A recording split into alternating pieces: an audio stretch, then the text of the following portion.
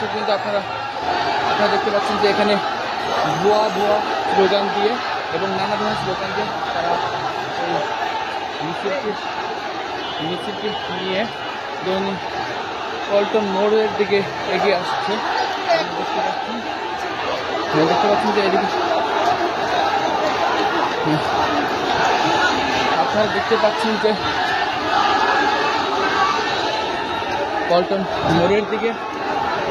মোড়ের দিকে তারা অবস্থান করছে, যে তারা মিছিলটি বাইতুল মোকাররম থেকে পল্টন মোড়ের দিকে আসতেছে। আপনাদেরকে দেখানোর চেষ্টা করতেছি। আপনারা জানেন যে এর আগে আপনারা জানেন